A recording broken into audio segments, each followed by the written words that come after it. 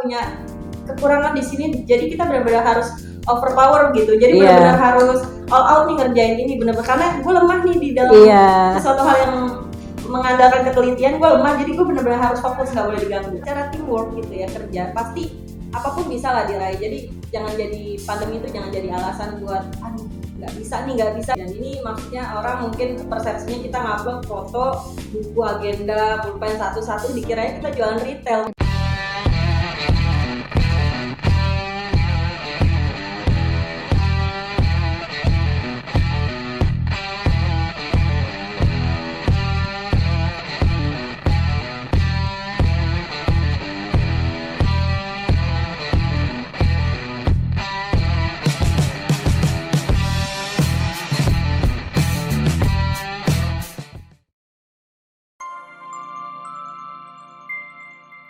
Video ini disponsori oleh PT Inovasi Sigma Perkasa, Knowledge Improvement for Dynamic Leader. Semangat pagi, selamat datang di channel YouTube DNA Pengusaha. Kami dari DNA Pengusaha kali ini akan membahas salah satu profil sukses dari tipe seorang influence _compliance yang sudah berhasil menemukan bisnis apa yang cocok untuknya. Ya, beliau adalah Direktur PT Inti Jasa Kreatif, Ibu Nuryani Mawar Putri. Nah, kebetulan beliau sudah ada di samping saya. Terima kasih sudah mengundang di channel YouTube DNA Pengusaha yang luar biasa. Iya, tema ini luar biasa ya teman-teman ya. Jadi kalau sebelumnya di buku DNA Pengusaha secara teori saya sudah menjelaskan teman-teman ya bagaimana sih tipe orang influence _compliance itu dalam berkarakter, bersikap, berperilaku. Kita pengen dong tahu secara visual bagaimana sih tipe-tipe orang tersebut, bagaimana sih bisnis yang dia pilih dan mengapa dia bisa cocok dengan bisnisnya tersebut. Ya, kebetulan Ibu Nuryani Mawar Putri ini sudah lebih dari 7 tahun ada ya. Sudah ada 7 tahun di bisnisnya yang masih ada kaitannya dengan tipe beliau yang influence. Dari penampilannya kelihatan ya. Beliau seorang influence. Kalem ya. Bukan kalem ya, bahasa gampangnya tuh orang yang suka naik ke atas panggung ya. Jadi kasih aja mic nih langsung nyanyi gitu ya. Oke. Nah, jadi beliau ini dulunya juga adalah seorang profesional marketing manager ya. Kemudian akhirnya memutuskan untuk segera menjadi pengusaha dan pilihan bisnisnya ternyata sangat cocok dengan tipenya beliau sendiri. Oke, boleh dong cerita Bu, bagaimana yang sudah asik-asik jadi marketing manager, tiba-tiba kok mau jadi pengusaha? Ya, betul. Pada awalnya secara profesional saya memang menjabat sebagai marketing manager di sebuah perusahaan konsultan dan saya mengerjakan semua job desk ya sebenarnya ya, karena dulu pertama kali banget masuk itu kita sebenarnya tahapannya mulai dari kuliah, benar-benar dari umur belia banget gitu ya.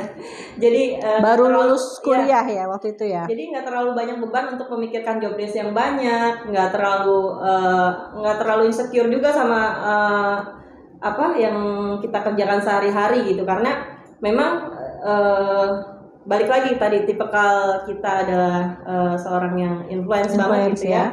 Influence banget yang artinya kita sangat senang gitu dalam berkomunikasi antar tim, berkomunikasi dengan klien sampai dengan tahap eksekusi nih pada saat event berlangsung itu saya benar-benar mulai dari jadi notules, moderator sampai dengan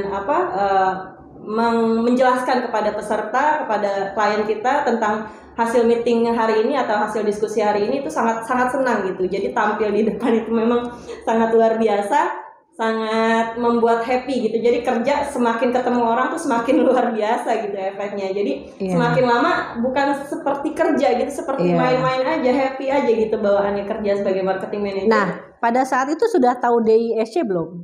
Sedikit banyak sudah pernah belajar tapi belum sampai tahu sebenarnya kita ini apa sih gitu. Kita taunya kerjaan kita tuh dibawa happy aja gitu. Tapi lama-lama klien juga enjoy, jadi lama-lama mulailah ada ada emosi ya, jadi kayak bonding ya. Ya, secara bonding antar klien kita juga lama-lama saling kenal, rumahnya di mana, kegiatan sehari-harinya apa gitu kan. Nah, lama-lama mereka juga, Mbak kita ada acara nih kayak gini-gini, gimana kalau Mbak Mawar yang bikinin gitu. Jadi mereka yang direct langsung job ke kita gitu kan. Jadi lama-kelamaan wah luar biasa juga gitu ya. Jadi mereka melihatnya kita asik dalam membawakan acara, asik dalam membawakan kegiatan lapangan gitu. Lama-kelamaan mereka sendiri yang minta maunya saya gitu yang langsung. Oke.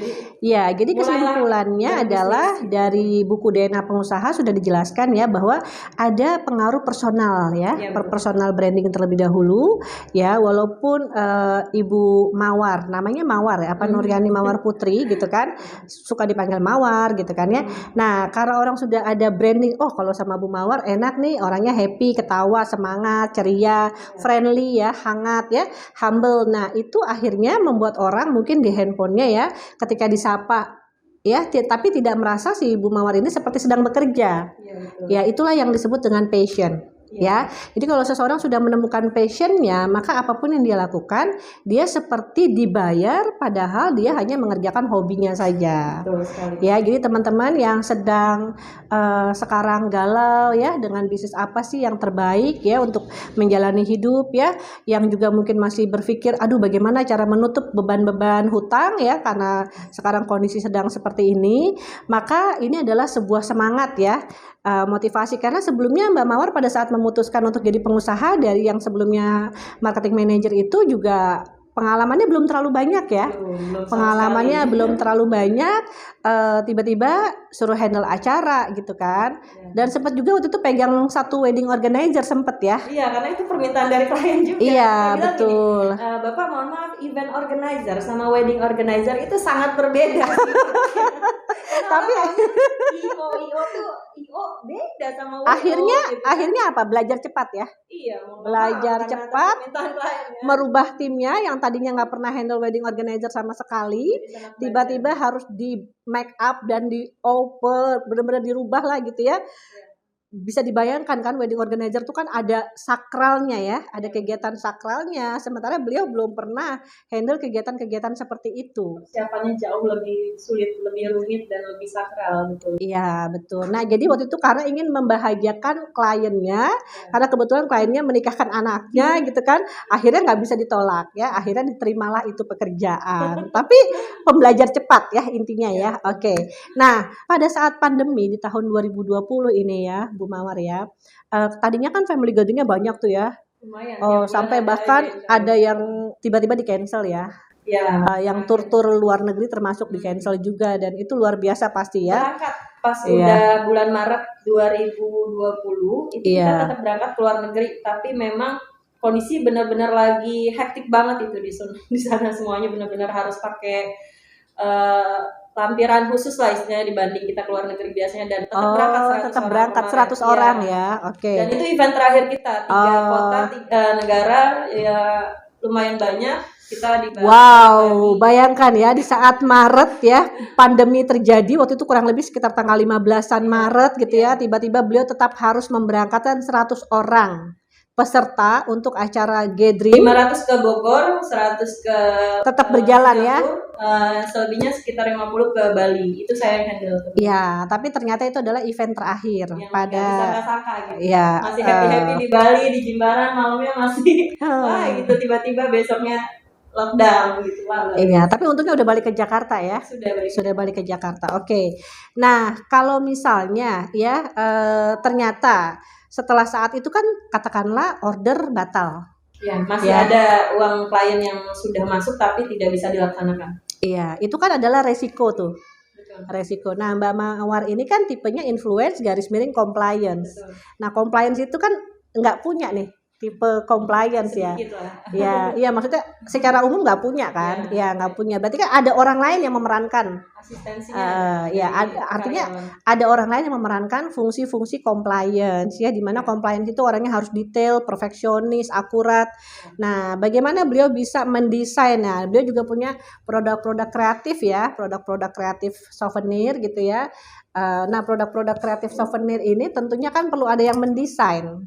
Ya, harus ada yang bikin mock up. Nah, kayaknya sih kalau Mbak Mawar sendiri yang bikin nggak akan mampu ya. Kenapa? Karena kan itu tuh beda sekali ya. Karakter orang influence itu kan suka ngomong, suka naik ke atas panggung, tiba-tiba dia harus mendesain mock up gitu loh.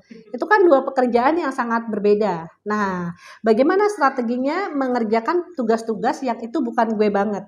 Yaitu tadi tipe compliance kan bukan gue banget. Jadi dalam menjalankan bisnis ini sebenarnya usaha namanya Inti Jasa Kreatif IJK. Sekarang kita tambahkan S di belakangnya karena pandemi ya. JKS itu ada pelangnya di depan ya, JKS Jasa Kreatif Souvenir. Itu kita jalankan sejak pandemi menjadi bisnis yang dinaikkan gitu ya rate-nya gara-gara event memang sudah tidak berjalan lagi. Gitu. Iya.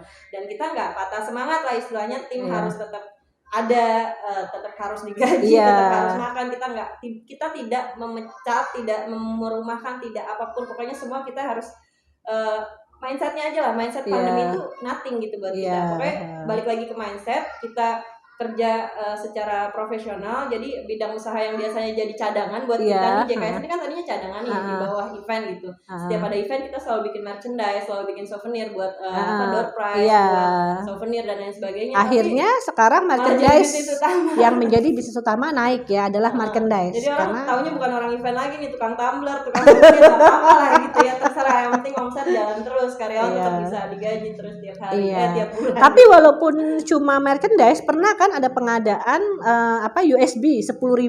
Pernah berkali-kali. Itu jauh sebelum event berjalan kita memang itu, tapi bisnis cadangan, makanya balik lagi yang sekarang berjalan itu malah souvenir merchandise malah ada di atasnya event, karena event memang sedang tidak bisa dijalankan dan insyaallah tetap bisa berjalan lah nanti. Jadinya beruntung ya orang-orang yang sudah punya 2 bisnis pada satu perusahaan ya. Jadi namanya PT-nya satu tapi di dalamnya ada 2 jenis bisnis ya. 2 ya, dia pakai 2 brand ya. Jadi yang satu adalah family gathering gitu kan, yang satu adalah merchandise ya. Nah, ketika yang ini lagi nggak bisa jalan ya, sebagaimana sekarang kita tahu ya, travel umroh, haji kan juga banyak yang nggak jalan ya. Nah, maka ada yang cadangannya ya, contohnya ini adalah bisnis merchandise ya.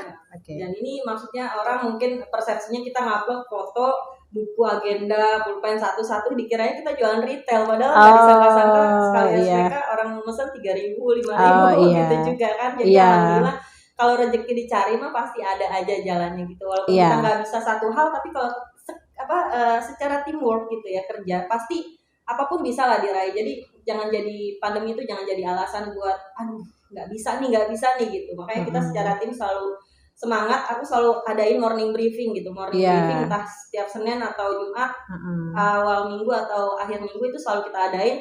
Kenapa? Biar motivasinya tuh sama-sama dapet gitu. Jadi dapet sentilan lah secara tim bahwa kita benar-benar masih ada nih, kita harus benar-benar fighting di era pandemi ini gitu. Jadi walaupun saya nggak bisa desain, yang satu nggak bisa. Kalau dulu ada khusus drone juga, tapi sekarang drone kan udah nggak bisa berjalan juga ya. Buat apa drone gitu kan, spesialisasi drone tapi udah nggak berjalan juga ya. Udah untung bisa editing dan lain sebagainya gitu. Instruktur outbound juga udah mulai nggak dipakai juga ya, karena nggak bisa berjalan ya. Masih ada skill-skill sampingan yang bisa menjalankan bisnis cadangan ini. Terutama editing dan SEO gitu. Itu yang harus diutamakan. Iya, jadi sistemnya di tempat IJK ini sudah berjalan ya, artinya untuk urusan sosial media dan desain-desain grafis itu sudah ada timnya gitu kan, sehingga ketika harus lebih mengedepankan usaha yang merchandise ya, maka tidak ada masalah ya, karena sistemnya sudah dibangun gitu ya. Jadi ribut sama yang sekarang sistem OSS, LKPM, perubahan tender ya dari pemerintah itu yang sebenarnya kita Nah ini ya, tadi ada 3 ya. Satu, pekerjaan desain grafis yang tidak akan mungkin dipegang oleh ownernya langsung ya. Yang kedua, pekerjaan terkait tender ya, itu pasti kan detail banget ya. Yang ketiga, pekerjaan bayar pajak. Ya betul. Laporan bahkan. Laporan pajak. Ini 3 hal yang sebetulnya secara passion bukan passionnya beliau, tapi bagaimana beliau pada akhirnya bisa menyelesaikan ya masalah-masalah tersebut yang kadang-kadang juga harus terjun langsung karena pada umumnya pengusaha UMKM pada umumnya ya sesaat mereka akan jadi Batman, teman-teman. Batman itu apa? Jadi orang D juga, I juga, S juga, C juga. Iya kan? Itu dilakukan. Tapi ya jangan untuk selamanya. Jangan untuk jangan untuk selamanya, itu hanya topeng ya. Sesaat demi sesaat bisa katakanlah dikerjakan 1 hari, tapi besok ngerjain yang passionnya lagi gitu. Kira-kira saya pun gitu. paling nyiapin dalam 1 minggu 1 hari buat ngecek laporan keuangan, raca sampai dengan laba rugi dan jurnal besar segala macam lah itu. Sampai dengan laporan pajak PPN, PPH semuanya saya cek, paling sanggup seminggu sekali itu pun 1 jam. gitu. Kalau Iya. untuk bertahap ngecek laporan keuangan setiap hari itu nggak akan sanggup. Ya, itu, ya itu. Paling anti sebenarnya. Iya, jadi itu tadi ada 3 pekerjaan utama yang bukan dia banget gitu ya, tapi tetap harus dikerjakan karena mungkin ya bagaimanapun juga kan kita untuk membayar finance manager yang mahal gitu kan belum sanggup ya kan, akhirnya owner Belum turun. berfungsi dengan baik juga. Iya, sebenarnya. dan juga belum kepake tiap hari juga Iya. kan. Jadi seorang accounting yang levelnya tinggi banget ataupun manajer finance yang levelnya tinggi banget biasanya di kelas-kelas UMKM tuh belum terlalu dibutuhkan sekali gitu. Tapi kalau staff saja ya, staff accounting, staff finance ya itu sudah dibutuhkan ya. Nah, begitu mengkontrol ya kegiatan-kegiatan yang sifatnya controlling, maka owner harus turun. Ya, tapi dia juga merasakan kan bahwa itu bukan gue banget sih sebetulnya gitu. Dipaksakan. Iya, dipaksakan. Jadi manfaatnya nih baca buku DNA pengusaha nih. Sangat bermanfaat sekali. Jadi Sangat kita bermanfaat, sangat ya. tahu kita punya kekurangan di sini. Jadi kita benar-benar harus overpower gitu. Jadi Iya. benar-benar harus all out nih ngerjain ini benar-benar karena gue lemah nih di dalam Iya. sesuatu hal yang mengandalkan ketelitian, gue lemah, jadi gue benar-benar harus fokus, nggak boleh diganggu. Oh, oke. Kunci ruangan jangan diganggu 1 jam, gue harus meriksa laporan keuangan. Oh, gitu. oke, gitu Karena ya.